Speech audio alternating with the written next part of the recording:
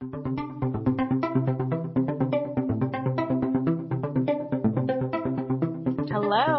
welcome to the pod. Happy Friday. We're back. We're together over Zoom. We are back in Zoom, not IRL, not in the studio, but we'll be back in the studio very soon. One day. Every time we jump on, Wallace and I jump on to have a phone call or have a meeting about something, we're always like, yeah, 90 minutes, 2 hours, that'll be plenty of time. And then like 3.5 hours later, we're talking about John Mulaney's divorce.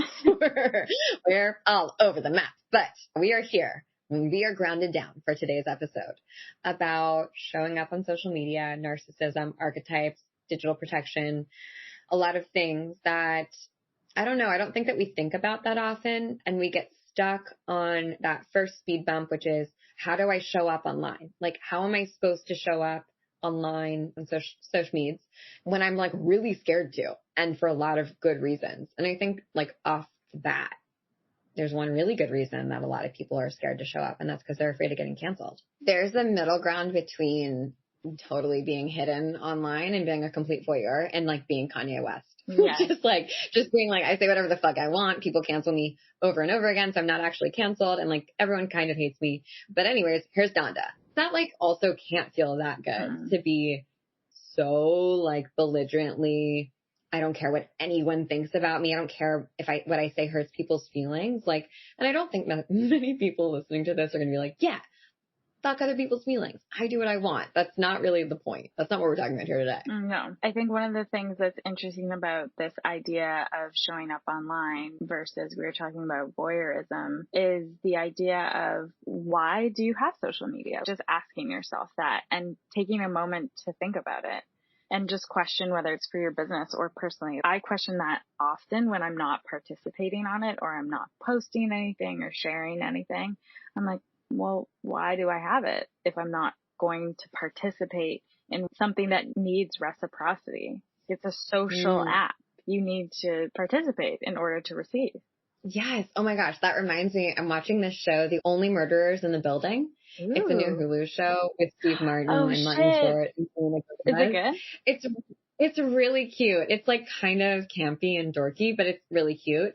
And Steve Martin plays this older man who's single and goes on this date. He's very socially awkward with this woman, and she tells him an emotional, vulnerable story about her childhood. And then she asks him about himself, and he says like, yeah, I'm good. And, nope, nothing wrong with me. And she says very kindly, when someone shares a story with you, especially one that's vulnerable, it's customary and respectful to share something back with them that's equal or greater in terms of emotionality. That's what we do as social people. Like, that's a social contract, and that's the point. That's how we connect. And that makes me think of what you're saying. That does create connection, and that is sort of like, that's how you create relationships. And I don't think that we want to have only parasocial relationships. That's like not why we're here in the world. No, I'm just thinking about when you have a friend who you're like, wait, I know nothing about them. They know everything about me. And you're like, that's funny. Yeah. Oh my gosh. I'm in this holding pattern with a friend of mine who's lovely, but never really gets like vulnerable with me and tells me like when things are wrong and like things aren't going that well. And I can always like, sniff it out on them. Like, I know things are messy and uncomfortable, and like, it's really put a wedge between us because I share like all my fucked up shit, and I feel like they're trying to be so perfect, and it's like really hard to relate. And it's kind of sucks. Yeah. And like we were talking about when we were prepping for this episode, is if you're not really in the arena participating, you can't really say shit because you're not doing your sacred work. Like, your opinion is kind of moot. Yeah. The classic Brene Brown. Yes. What is the name of the first book that she wrote that comes from that quote? I'm daring greatly. Oh, right? Yeah. And when we think about social media, right, and its creation and why we're on it, to create relationships, right, to share, to stay connected over the internet might be the most clear point. But I think that there's also sort of like a spiritual lesson in things that are challenging to us, like being online or showing of ourselves or showing elements or aspects of ourselves and having like difficulty navigating those waters. I would argue like those uncomfortable points or areas that have opacity are like why part of what we're here to do is like create more clarity for ourselves and parse out like what that means for us. Like that's, I think, part of our sacred work, right? Mm-hmm. And that's why when we talk about like showing up online, you know, you could totally opt out of being on social media. It's not a big deal. Like go off if that's what you want to do. But I think that there's a huge opportunity if you can figure out how to make this space work for you, especially from a spiritual perspective, that can unlock so many other things in the rest of your life. Mm-hmm. Kind of like when we do shadow work. I was just gonna and then say. all of a sudden then you like go meet someone who's really amazing and you start dating them, or like some job comes through, or like something shifts and all of a sudden you're able to get your savings account to like, you know, past the plateau that it's been at for the last couple of years. It's like these unseen energetics that when we sort of like, that are always at play. Our ecosystem is so much bigger than we realize it is. We think that it's like just online or just in our romantic relationships or just in our work, but it's like all connected, you know? Yeah.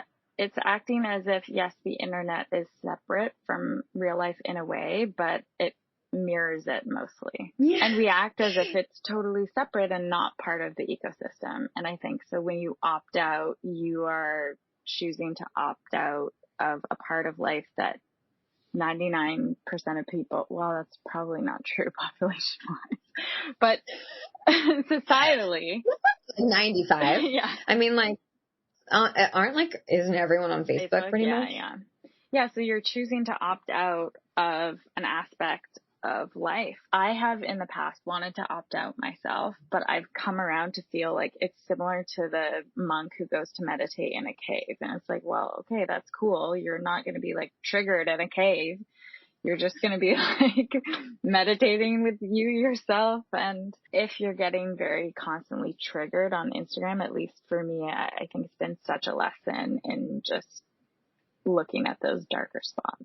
Totally. Also, like, doesn't have to be this place that's like so dysregulating. Yeah. You know, that's the cool thing. Like you get to choose your perspective. Yeah. You get to choose that universe. Like you could make an Instagram that is, or any social media platform that's like its own amazing, fun, candy corn, like unicorn digital universe that's only fun. Yeah. If you wanted to, right? There's like nothing wrong with that necessarily. Like, and that's the interesting thing I think about the internet is that so much of it is how we decide we want to perceive, and we have so much choice and we act as if we don't. Mm-hmm. And that's interesting. Yeah. You can really curate an experience if you're really intentional about it. I'd argue that's why we teach intuitive business, right? Is because there are so many spiritual lessons that are, yeah, we can go to like the esoteric stuff, like tarot and runes and astrology and human design to like learn, but we can also see this stuff IRL and like kind of, I don't know, get two things done at the same time. We can learn how to grow a business and help more people and like learn about things like the spiritual laws, like the law of reciprocity is one of the 12 universal laws. And you brought it up earlier in this conversation around reciprocity of how we show up and engage in other people's content. Mm-hmm. It's just like, why wouldn't you? That's so much more fun to me. Like why we chose to be born in these bodies at this time during this like internet age. Doesn't that kind of mean that, I don't know, that we should play? These are the tools we get to play with. Like, let's go see what we can do with them. Like there are modern version of the broom. Of the broom. Yes. I love that. So, dear listener, dear reader, like if you are listening to this, you're nodding your head and you're like, okay, I get it, but I'm still not going to post a story or I'm still not going to show up on Instagram, but I'm going to scroll through for sure. Maybe like you could be coming from two perspectives. We'll go with the voyeur first because it's a bit more extreme and you might not relate to it, but we're calling it the voyeur when we prepped for this episode. And then we looked up the actual definition of voyeur and it's like sort of dark. Yeah, it's much more sexual than we thought. And like, it's very 50 Shades of Grey. A voyeur is a person who gains sexual pleasure from watching others when they're naked or engaged in sexual activity. Or second definition is a person who enjoys seeing the pain or distress of others. And I guess like if you took a metaphorical and watching people who are naked. That is like when people are at their most vulnerable. And I think we often see that online, that like people are extremely vulnerable, sharing of themselves and their worlds. Both kind of have this like negative implication that I don't think about when I use that term voyeur. No, I mean, Like that voyeur idea of like someone who's obsessed with, maybe we were using the definition wrong, but I think the way that we've been thinking about it is someone who's just like obsessed with watching and seeing and knowing the intimate details of another person, but has zero interest in sharing that of themselves. And also kind of watching from a place of judgment, almost like waiting for someone to mess up or fail or prove that they're actually a terrible person. Yeah, I was thinking of it also in terms of just being a consumer, but not a creator or someone who's contributing. You're just like consuming, consuming, consuming. That relates a little bit more to the wallflower archetype and the egoist, which is the opposite of the narcissist, which is kind of a new term. I had heard about it in a podcast, and it's very interesting because it's really the inverse of the narcissist. It's like you're self-obsessed because you're so afraid of being judged and you don't think boundaries are safe, or that you can put up a boundary because that would mean something negative about you. So you hide and remain in this place of extreme fear. Yeah, this one resonates so hard. A couple of weeks ago, I stumbled upon this guy on TikTok. His name is, I think, Mental Healness, and he's a narcissist, diagnosed narcissist who's like pretty self-aware. And he was sharing something, and I watched like probably 10 of his videos, and then immediately had a spiral of like, oh my God, am I a narcissist? Like, what's going on? And I posted something like that on social, and so many people wrote back to me and they were like, oh my God, I worry about that all the time. Like, I worry about being a narcissist so much. And that's one of the symptoms of an egoist, is someone who's so concerned with being a narcissist that they like completely defer their own needs and their own boundaries. And, you know, I got into some really good conversations with people over the internet talking about how that when I'm often like triggered or worried about being a narcissist, it's when I've exerted a boundary and said like, I don't want to do that, or you can't treat me that way, or actually you don't deserve to know that information. And then I start to spiral. And I think that, you know, the way that shows up for me personally, especially online in the past, has been, well, I just won't share anything because I either overshare or like people want to know more and I don't want to share it with them, and then they get mad at me. So I'd rather just like not have anyone know anything about me because I just don't want to be judged. And I'd rather just like sit back here, and I want to control how people perceive me. And that's the way I can control it, basically. Yeah, by just not participating. I think that's such a sneaky part of perfectionism too, is thinking you can control how other people see you. It's so hard. I don't know. Does that ever go away? We're always kind of trying to do that, I think, on some level. I don't know. Totally. I don't know. I think it's a spiral. You know, there's some moments where you feel amazing and like so strong and like it doesn't matter what other people think of you. And then there are other moments where you're just like, oh my God, I feel like a 17-year-old again. I think we worry that the more we reveal of ourselves, the more we're going to like break down the ideal perception that people have of us, of like how perfect we are and how perfect our lives are. And the thing is, like, the way that you've built yourself in your brain, like your identity doesn't match a single person who knows you or knows of you. Every other person who's looking at you has a completely different perception of your identity. It might come, you know, close to what your personal perception is, but it's nowhere, there's no version of you that exists out there that's like the version of you in your mind. No one else perceives you that way. And that can either be like a total existential crisis mindfuck, or you can embrace it and say like, okay, cool. That doesn't exist anywhere else. I might as well play with different archetypes and characters and ways of embodying, because like, number one, that's way more interesting. And number two, that's already happening. People are already putting me as a character or an archetype. You know, I might as well have fun with it and let it be a thing that can also protect me and my, I don't know, my potential maybe insecurities or my vulnerabilities, and like a way for me to be stronger and pull up that inner gold that maybe isn't always right underneath the surface. Yeah, and I think it's really useful to use your archetype, whether it's for your business or you personally, that you're embodying or trying to online as a way to find out what boundaries look like. Because sometimes boundaries are so foreign to people, they don't even know what it looks like to assert them or to try it on. So using an archetype to guide you can be really helpful and create a container as to where to direct you. Oh my gosh, that's such a good point.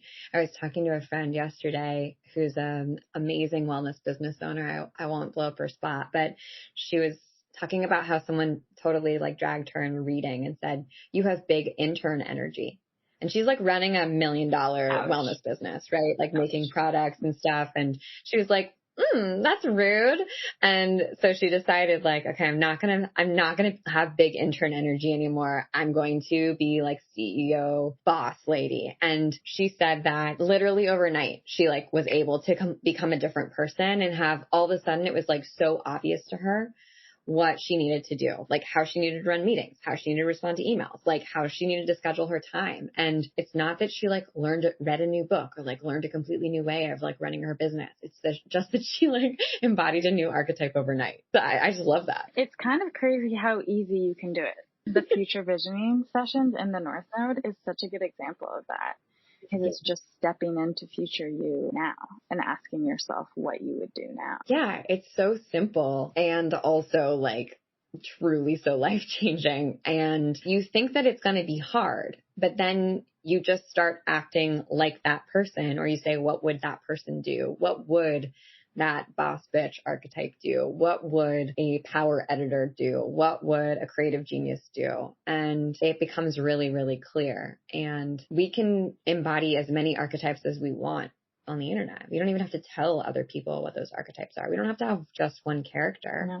We can have many characters, and that can accomplish our mission of sharing the information that we need to share, that we're here to share, do our sacred work, and also like the mission of exploring and self-actualizing as completely as we possibly can, and not reducing ourselves down to one thing or one note or one feeling, but feeling the range of all of those things. It's like a 1-2 punch, you know? Absolutely. And similar to boundaries, you can protect yourself online. And this is something that we're talking about a lot in digital authors. It's gonna be so fun. Talking about it this way, it also makes me really excited because it really is such a way to stretch yourself into like these new dimensions, you know, if you've been feeling stuck.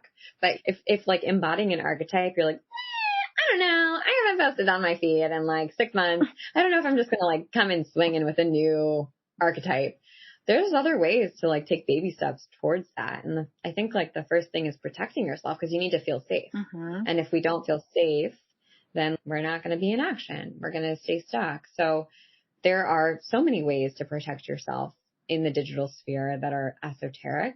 Things like cleansing your feed, literally cleansing your feed with the content that you put up, to putting up sigils on your social media feeds or on wherever you are on the internet.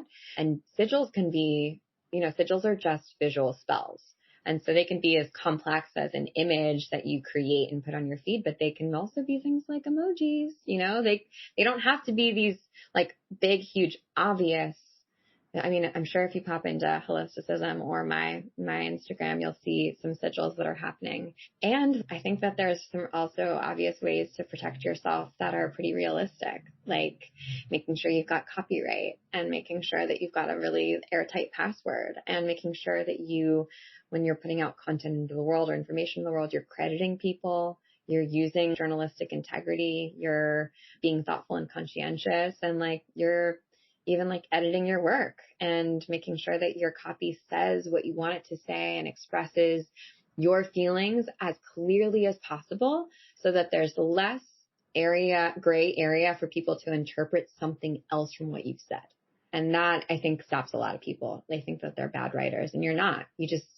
There are so many ways to just get that much clearer with what you're articulating to the world that are simple fixes when it comes to copywriting. Yeah, it's never too late to change your mind and change your style and change your archetype. And I'm going to probably try and use my personal Instagram just as like a little test to go through this and see what I can do with it, because you can delete anything. That's one thing that I love about Gen Z is how often they cleanse their feed. They're just like, I'm deleting all of this. Yes. Yeah. They're like not at all precious No. with their shit. No. And it doesn't have to all look cohesive. It can evolve. It can change. If you're into a certain look, that's fine.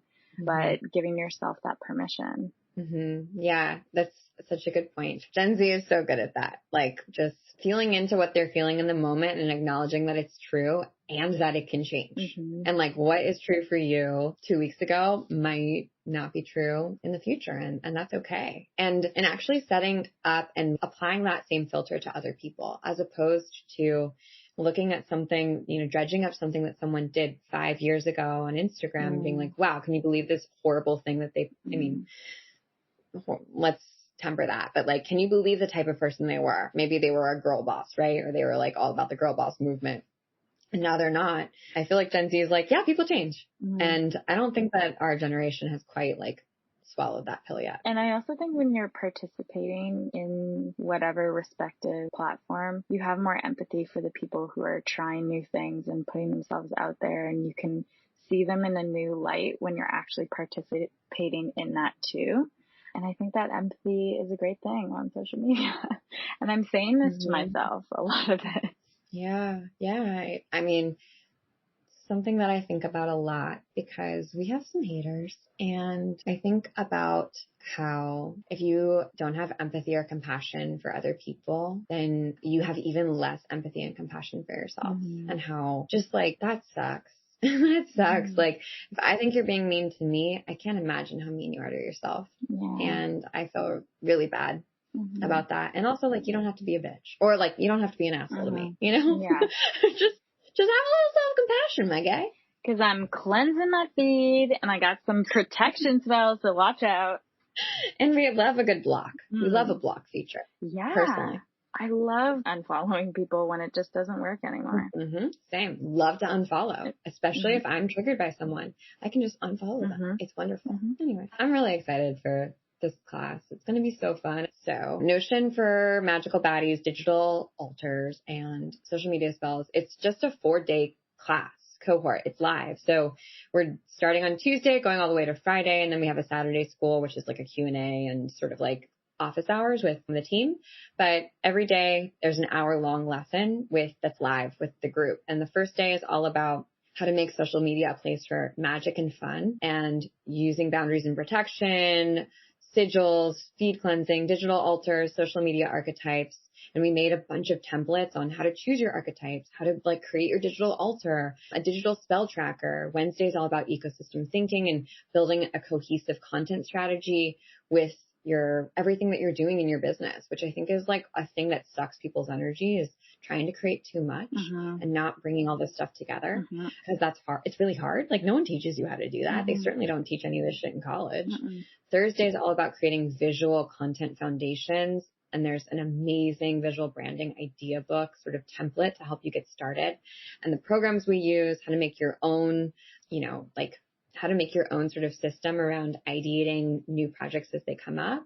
And then finally, Friday is all about digital spell casting, spells for visibility, how to get your ideas out, and how to make really amazing content. So we're giving away the Second Brain template and our analytics tracker. And then finally, Saturday is all going to be Saturday school questions. It's just going to be so fun. It really hits all the mystical and all of the like really practical elements of what it means to be creating a world in the digital ether for the work that you do. And just the fact that it's live, we just finished up Notion for Magical Baddies course on spells and creating ecosystems for really any part of your business or life. And I think one of the funnest things about it has been the live teaching aspect, and also the questions that people come with. You learn so much from other people. I certainly did.